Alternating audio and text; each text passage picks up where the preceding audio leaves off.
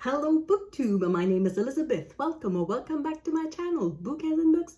In this video, I'm going to talk about garbage, about trashy books. As you probably know, I'm sure you know, there's an event coming up in August that is called Garbaugust, and it is the idea of criminology.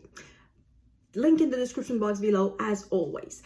And this event, we are invited for an entire month to read garbage books, trashy books. Enjoy your garbage. Stop being ashamed. It's Pride Month for garbage. So before I start with my pile of possibilities, I may not even do my pile of possibilities in this video. I have the books, but I have something to say before, and depending on how long it is, I may end the video there. I'm going to start by answering a video, by responding to another video about garbage, and it's a video made by Steve Donahue a few days ago. It had the very alliterative title of 3 Trashy Thoughts, and it's alliterative and it is a tongue twister for me. I'm going to try to say it fast. I can. 3 trashy thoughts. So I wanted to answer that video a little bit, even though it's a weird kind of answer, because basically I agree with a lot of what he says, and there's only just a little bit of a nuance that I want to add to it, and perhaps add an extra thought. So Steve has 3 thoughts on garbage. And the first one is that, basically the first one stems from the fact that a lot of people are defensive when they are told that what they are reading is garbage. A lot of people do not like the term garbage to be used for books, or garbage or trash, used of course as synonym in this video and for all the month of August, I'm pretty sure.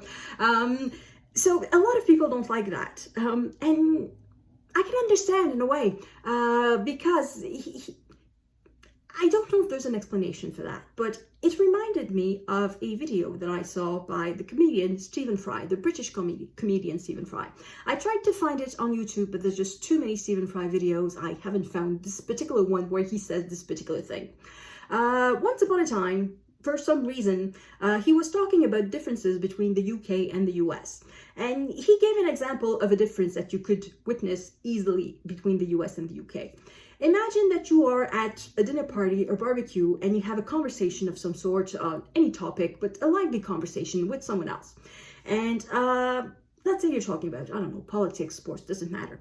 That person is very enthusiastic and says something, I think that blah, blah, blah, blah, blah. And your reaction is to think, well, this is rubbish. And you say that, well, that's rubbish. So 2 things happen depending on where you are. In the UK, the conversation continues. You can say to someone, well, that is rubbish. And then you start to expose your own idea. Well, that's rubbish. I think that, da, da, da. And the conversation continues. In the United States, you say, well, that's rubbish. And the other person is just so insulted, they almost challenge you to a duel. They are hurt very deeply that you think that what they say is rubbish. And rubbish and trash and garbage are pretty much synonyms. Gosh, they are pretty much synonyms. So I was thinking that perhaps the words themselves are perhaps a bit more, they sting perhaps a bit more in North America than they do in the UK. And after all, Garbaugust was the idea of criminology, and judging by the accent, he's from the UK. So I was thinking perhaps there's a bit of that. There's a bit of this cultural difference between the UK and the US, where garbage, where perhaps in North America we are more sensitive to the word garbage. And it's not just the word itself. I think it's the idea that we live in societies where everything is awesome. I love that song from the Lego movie. Everything is awesome. Everything is so cool when you're part of a team. Everything is awesome when you're living in a dream. Anyway, perhaps in a way, in North America, we are living in this dream that everything is awesome. We think that everybody is equal. In the United Kingdom, they are not. I don't think they have this delusion that everybody's equal. They have a king, they have dukes, they have earls, they have a whole bunch of people who have privileges for no good reason except being born of someone who already had that privilege. In the United States and in Canada, even though Canada is a monarchy, we don't live that well with that idea that not everybody's born equal. But the fact remains that a lot of people are born in privileged positions, and somehow we sort of do not think about it. We love to think that it doesn't change anything, that it's not because somebody's born in a very rich and powerful family that they will have more chances than a person who was born in a poor family, which is utter shit. Because George W. Bush, do you really think he would have become president of the United States if he had not been the son of his father? Of course not. It's unthinkable. Anyway, so perhaps there's a bit of this sun is always shining kind of mentality in North America that makes it a bit harder to be told that what we read is garbage.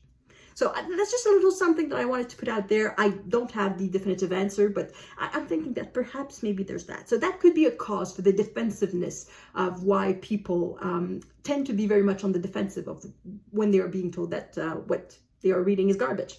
So this defensiveness, it leads to two reactions. The first one is to say, well, I loved it, so it's not garbage. So that's Steve's thought number one. If I loved it, it's not garbage. And of course, it's not true, of course, because it doesn't matter how much you love your local sports team. It doesn't make them the best team. Why would it be different for a book? It doesn't matter how much you love the book. It doesn't make it a good book necessarily. It has nothing to do. Which leads to the second reaction, which sometimes is to say, well, everything is subjective anyway. Which again, I agree with Steve. It makes no sense. It's not all subjective because it's not possible that books and writing books and editing books and publishing books is something that cannot be graded on a scale. It could be the only thing in human creation that cannot be graded on a scale. You can grade food on a scale. You can make the difference between junk food and fine dining. You know perfectly well what the difference is. Even if you have never set foot in a fine dining restaurant, you know perfectly well that when you eat junk food, it's junk food. You know it. At your job, whatever your job is, you know perfectly well when somebody does it well and when somebody's crap at it. You know it. It exists. There is an objective. Yes, there is an objective list of criteria, an objective scale. And same thing for books. There is an objective scale. It's not true that every book is created equal. It's not true that every book can only be measured on a subjective scale. There's something objective about grading books. And his thought number 3 is go ahead, enjoy your trashy books. It's okay to enjoy trashy books, to enjoy garbage. Have fun. Nobody's allowed to judge you for what you read. Just enjoy what you're reading, which is what Garbaugust is all about. So basically, I agree with all of that. So why am I prompted to make this response video? It's because of the examples that Steve gives for his thought number 1. That it's not because you love something that thing is not trash. And the examples he gives are Harry Potter and My Struggle by, not by Hitler, by Karl Ove Knausgaard. And I haven't read this one. I haven't read My Struggle, but I have read the Harry Potters and I did love them. Though I'm not going to reread them endlessly. I have reread them in the past, but it's been a while since I opened these books because they don't bring anything anymore to me. But anyway, so these examples, the reason why I have an issue with these particular examples, it's that I accept that they are trash. I accept that they are garbage. That's not my issue. My issue is that they are a different kind of trash than the type that we are talking in Garbaugust. In Garbaugust, we are celebrating what is trash by nature. And the examples that Steve gave of Harry Potter and My Struggle, I think he also mentioned Cormac McCarthy in The Road. And anyway, these type of books, they are garbage by result. It is not... Before even they were written, they were not destined to be garbage. But some other books, before they are even written, they are destined to be garbage. They are destined to be trash. When you receive, I suppose, I don't work in the publishing world. I don't know really how it works. But let's say you receive a contract to write a novelization of a movie. You know already that your book is going to be trash. You are not supposed to write the great American novel. You will not win the Pulitzer. You will not win the Booker. You will not be nominated for a Nobel of Literature. It's not going to happen. There's no way out of it. That book, before a single word is written, is going to be trash.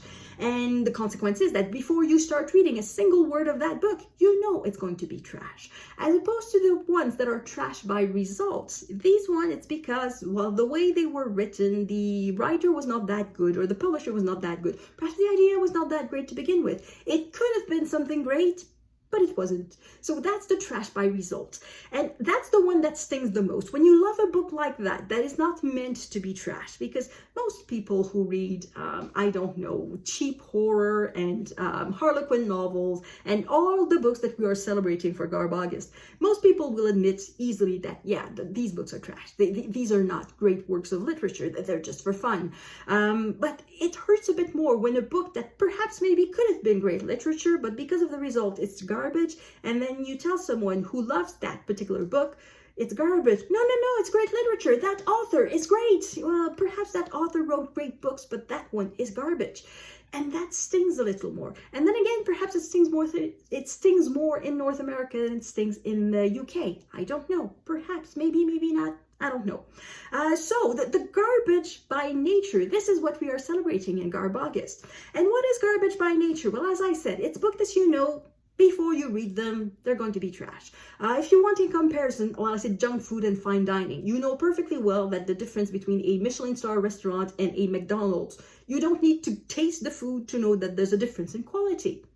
Newspapers, let's say, there's the Washington Post, let's say, it's not impossible that they may write an article that ends up being garbage because they were lied to, because they relied on the wrong sources, because for a bunch of reasons, they may write something that turns out to be garbage. However, you have to read the article and you have to know the context, and you have to analyze the article in and of itself. You cannot say that everything the Washington Post writes is garbage.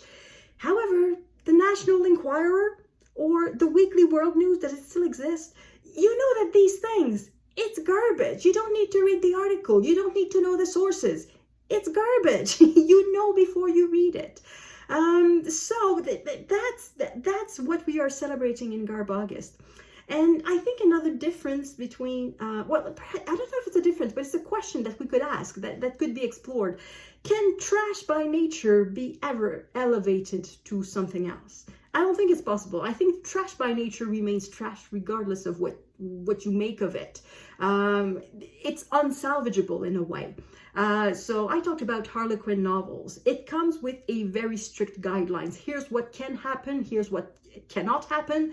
It cannot end in murder-suicide. So you know it's going to end with a happily for now or forever after. But at the end, there's a couple who is happy. You know that. Depending on the line of the category, there may be sex, there may not be sex, there may be this or that, there may be a bunch of things, but it comes with a bunch of rules, including a length. It's maximum this number of words. After that, just cut something, and it's minimum this number of words, because below that, our readers will feel like they are not getting what they paid for. So it comes with strict guidelines, and I don't think within these guidelines you can produce something that is earth-shattering. It's just not possible. Other types of garbage I'm thinking of, one of the books that I mentioned in my pile of possibilities of last year. I don't think I'm going to read it this year, so I'm not going to mention it. Well, I'm mentioning it now, but not my pile of possibilities. It's a novel, a French-Canadian novel, written about a very sad, tragic events that happened in the 1920s, I think. It's a little girl that died because she was basically beaten and neglected to death by her stepmother and her father. And that event is just tragic. And in some ways, it's still a collective trauma in the province of Quebec. And somebody wrote a novel on that. Can that novel ever be elevated to be anything else but trash? Think of whatever tragic event happened, true crime. Can an actual true crime that happened be turned into a novel and that novel not be trash? I don't think it's possible. It's impossible to get rid of that very, very thick layer of ick. Can a novelization of Jack the Ripper be anything but trash? Can a novelization of, I don't know, the death of Joan Benet Ramsey, can that ever be anything but trash? Of Little Gregory in France, of Little James Bulger in the UK, can that ever be anything else but trash? No, it's not redeemable. Same thing with killer animals, satanic children. It's not redeemable. There's no way to write a masterpiece. You can write a masterpiece of the genre, but you cannot write a general literature masterpiece from these garbage premises, from these, from this premise that is garbage in and of itself. You cannot get out of the garbage can when the book is garbage by nature, I think. I'd love to be proved wrong, though. There's an example that perhaps maybe somebody will come up with, and that is The Executioner's Song by Norman Mailer. It's the true story of a murderer. And that book is garbage. I hate that book, even though it won the Pulitzer. And it won the Pulitzer for novel, not for nonfiction. It was a Pulitzer for fiction. And it's garbage. I hated that book. It's 1,300 pages long. Oh, gosh. So I'm saying it's not possible to redeem a book that starts on a true crime. Is true crime itself unredeemable? Maybe, maybe not. I don't know. Perhaps if the crime happened a long time ago, perhaps it can become a bona fide history book and not just true crime. I don't know. I don't know. There's something icky about true crime in and of itself. Can you ever get rid of that? And that's where I stopped preparing my notes, so I'm out of things to say on the subject. But let me know in the comments what you think about that. Is it possible for a book that is trashy and garbage by nature to ever evade that nature? Can you ever become something else? Can garbage ever become a work of art? Yeah. I think it's food for thought. Well, maybe not. If you say yes, it's just no, that's it. There's not a lot of thought to put in there. Yeah, that's it. Garbage is garbage. So, okay, that video is not this long. It's like 15, 16 minutes long. I've done worse. I will dive into my pile of possibilities for Garbaugust. There's a schedule, a calendar, if you want to follow prompts. There's a Garbaugust card. I'm not going to go into the Garbaugust card. There's just way too many prompts in there that are just not for me. I'm not into killer children, killer animals. I'm not into sexy vampires. I'm not into horror of any type. And there's a lot of horror in there. Well, it's not a lot. There's a lot of smut too. And yeah, that may be more. But anyway, I'm not going to go with the Garbaugust card. However, there are 4 prompts, or 4 weeks if you want to follow a schedule. For my pile of possibilities, I'm going to follow these weeks, but in real life, I will not. I will just read what I want. And there are too many books in my pile of possibilities. I will not read all of that. My tolerance for garbage is not that high. After 1 or 2, chances are I will not be able to absorb any more. So the first week is category romance or men's adventure, and that is where I have the most books. So category romance, I got this. So I have 4 Harlequin novels. They're all historical Harlequin novels. One is Victorian, one is Regency, one is from the 1830s, a lot of 19th century, and one is Viking romance. And yeah, the Regency, the Regency is by this author, Bronwyn Scott. I bought 5 books. It's 5 books. I bought them 5 for $1. So there's just 4 books. There's another one that I've read. It was not a great success. So yeah, maybe I will not go for Lord Trevethow. Maybe I'll go for these ones instead. Try other authors. I'm going to leave a link to that video. If you like a good rant video, I ranted quite a bit about the other book that I read by this author. So that's for week 1. I also have a couple of men's adventure. So I have Tarzan the Untamed by Edgar Rice Burroughs. This one I started for Garbaugust last year. I started to read it in Garbaugust. And then I picked it up again for Garbaugust weekend. That was in February, I think. I read a couple of chapters and I love Tarzan. Tarzan is a great character. However, this book is boring. It's, at some point he was stuck in the desert. He was trying to cross Africa from east to west, and there was a gigantic desert in the middle, and he had to fight giant eagles. And that bit was boring, and now I think he's reached finally the forest of the west coast of Africa, but not quite. Anyway, I hope I'm going to finish this one because I really like Tarzan. It's fun to spend time with Tarzan, but I'm struggling with this book. So maybe this one. The other men's adventure that I have is Nothing Burns in Hell. I think it's men's adventure. This is pulp detective fiction. I guess it's going to count. Pulp. That's trashy to begin with. I haven't read it, because that's the thing with garbage. Even if you haven't read it, you can say it's garbage. So I'm not saying that in its genre it's not good. I'm saying that by nature this is garbage, I think. I have no idea what it's about, because when I bought that book, I did not know I was buying that book. I found it in a mystery bag of 10 books for $10. And yeah, I guess it's a good candidate for Garbaugust. The second week is Paperbacks from Hell. I have none of that.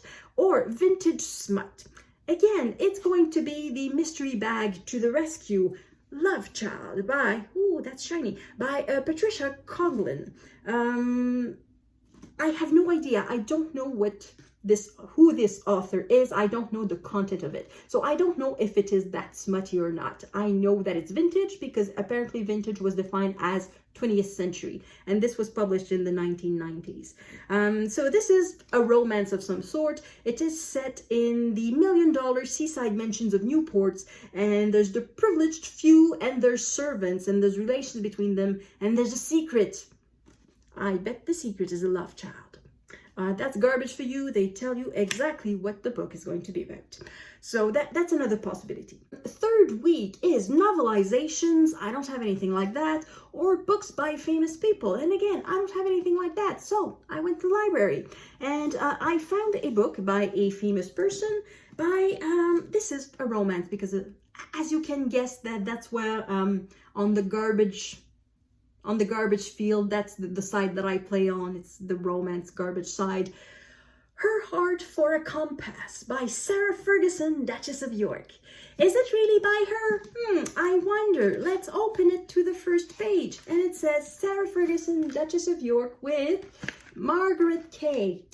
There's a ghostwriter in there. Not that much of a ghost, but if you're going to put the author there, I mean, you could put small print there. If you want to, you could put Duchess of York in bigger characters and put it that just with Margaret Kay. It would be nice. It would be kind. So this is, again, a historical novel / romance. I don't know exactly what it is. Yeah, it sounds like a romance, and it's set in the 19th century. And there's the Duke of, I don't know, Buccleuch? Is that how you pronounce it? I think I've heard Lady Colin Campbell pronounce it Buccleuch, but it might be something else. Buccleuch. Yeah, I think it's Buccleuch. Anyway, or Buccleuch. The Duke of that, he's marrying someone, the oldest friend of Princess Louise, and blah, blah, blah. Anyway, it's a romance, and it's written by a celebrity. So that's for week 3, potentially. And then finally, week 4, anything goes. And I have this, The Carpetbaggers by Harold Robbins. So it was the bestseller All America is talking about. It is a realistic, tough, ruthless, outspoken novel of men and women who always take more than they give. It is filled with sin. So perhaps that is vintage smut. It is filled with sin and success as the sharply drawn characters search endlessly for love and power to dominate others, even at the expense of self-destruction. So that's that. And then there's this. It says, it is a book for adults. Again, maybe this is smut. And not for the squeamish. But once you have started, you won't be able to put it down. And this one I found in my father's library. So it's an original from it's not a first edition. This is from 1962. It's a second printing. And apparently over 100,000 sold. Wow. But it's 700 pages. I don't think I'm going to read that. It's 700 pages. And this one is like 500 or 600 pages even. 500, closing in on 550. So it's a lot of pages. And same thing for this one. It's a lot of garbage pages. This one is almost 450. So I don't know if I'm going to go for the big pieces of garbage. Chances are I'm going to go for the shorter ones. But I don't know. And of course I have a subscription to Scribd. That is a book service where there's a whole bunch of things on it. It's a bit the equivalent of, I don't know, how is it called? Kindle Unlimited. They're not the same thing, but they are something similar. And there's a lot of garbage on Scribd. So I may find something else there. So these were my possibilities for Garbaugust. So let me know in the comments what you think. Do you agree with my definition of garbage by nature versus garbage by results? And do you intend to participate in Garbaugust? And anything else you want to talk about, garbage related, let me know in the comments. And I will see you in the next video. À la prochaine!